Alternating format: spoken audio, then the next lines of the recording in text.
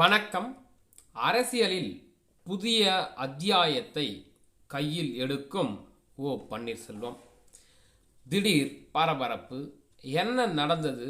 எதனால் ஓபிஎஸ் இந்த புதிய அத்தியாயத்தை கையில் எடுத்தார் என்பதை பற்றி இன்றைய காணொளியில் நாம் தெள்ள தெளிவாக பார்க்க இருக்கின்றோம். அண்மையில் தமிழ்நாட்டிற்கு வந்த பாரத பிரதமர் நரேந்திர மோடியை பன்னீர்செல்வத்துடனான சந்திப்பு தவிர்த்தது குறிப்பிடத்தக்கது. இதைத் தொடர்ந்து அதிமுகவில் இருந்து நீக்கப்பட்டாலும் பாஜகவின் ஆதரவால் நிச்சயம் ஒரு நாள் மீண்டும் அதிமுகவில் இணைந்து விடலாம் என ஓபிஎஸ் நம்பிக்கை வைத்திருந்தார். ஆனால் இன்று எடப்பாடி பழனிசாமி கொடுக்கிற நெருக்கடியால் ஓபிஎஸ்ஸை முற்றிலுமாகவே கைவிட பாஜக தயாராகிட்டதா தெரிகிறது. அண்மையில் பிரதமர் மோடி தமிழகம் வந்தபொழுது சந்திக்க நேரம் ஒதுக்க வேண்டும் என பன்னீர்செல்வம் அவர்கள் பாரத பிரதமர் நரேந்திர மோடிக்கு கடிதம் எழுதியிருந்தார். ஜி.கே. வாசன் உள்ளிட்ட தலைவர்களை எல்லாம் அனுமதி கிடைத்திருந்த நிலையில் 3 முறை தமிழக சட்டமன்றத்தின் முதலமைச்சராக இருந்த பன்னீர்செல்வத்திற்கு பிரதமர் சந்திக்க வாய்ப்பு கிடைக்கவில்லை. இந்த நிலையில்தான் மத்திய அரசை கண்டித்து பன்னீர்செல்வம் கண்டன அறிக்கையை வெளியிட்டிருக்கிறாரு.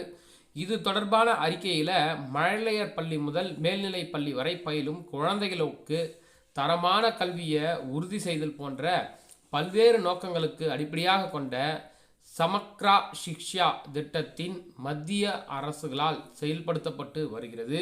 இந்த திட்டத்தில் பார்த்திங்கன்னா மத்திய அரசின் பங்கு 60 விழுக்காடு எனவும் மாநில அரசின் பங்கு 40 விழுக்காடு எனவும் நிர்ணயம் செய்யப்பட்டிருக்கு.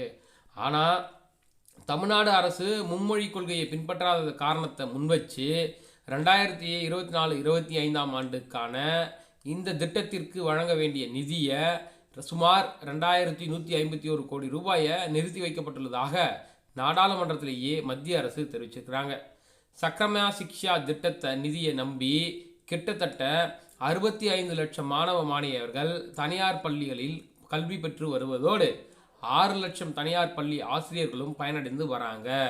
இந்த திட்டத்தில் பார்த்தீங்கன்னா மத்திய அரசின் நிதி ஒதுக்கீடு நிறுத்தி வைக்கப்பட்டுள்ளதன் காரணமாக தனியார் பள்ளிகளில் நிதி நெருக்கடியில் சிக்கி தவிப்பதோடு மட்டுமல்லாமல் அரசு சார்பில் ஆசிரியர்களுக்கான பயிற்சி, பள்ளிகளில் மேற்கொள்ளப்பட வேண்டிய தூய்மை பணி உள்ளிட்ட பல பணிகள் முடங்கி போயிருக்கு.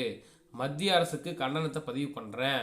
மத்திய அரசு இந்த நடவடிக்கையின் காரணமாக கல்வி உரிமை சட்டத்தின் கீழ் இந்த ஆண்டு 25 விழுக்காடு மாணவ மாணவியரை தனியார் பள்ளிகளில் சேர்க்க இயலாத அவல நிலை ஏற்பட்டிருக்கிறது. இது மட்டுமல்லாமல் கல்வி உரிமை சட்டத்தின் கீழ் தற்பொழுது தனியார் பள்ளிகளில் பயின்று வரும் மாணவ மாணவியரின் கல்வியும் கேள்விக்குறியாகி இருக்கு.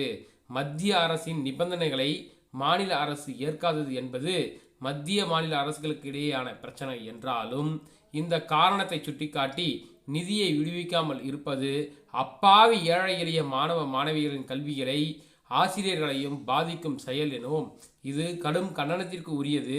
மத்திய அரசின் இந்த நடவடிக்கை கல்வி உரிமை சட்டத்திற்கு கூட்டாட்சி தத்துவத்திற்கும் எதிரானது என தன்னுடைய கண்டனத்தை பதிவு செஞ்சிருக்கிறாரு.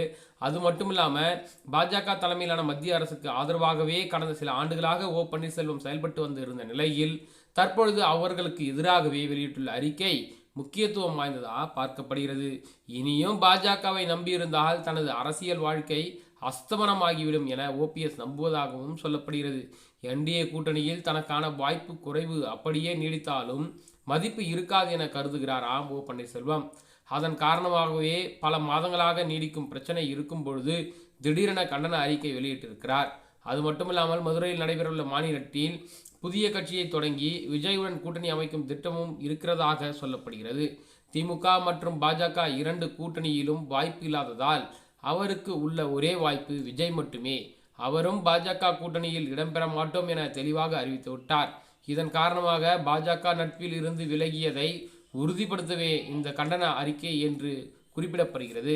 பார்க்கலாம் பன்னீர்செல்வனின் இந்த கண்டன அறிக்கைக்கு பாஜக என்ன பதில் சொல்ல போறாங்க, எடப்பாடி பழனிசாமி என்ன பதில் சொல்ல போறாரு அப்படின்றத பார்க்கலாம். நன்றி, வணக்கம்.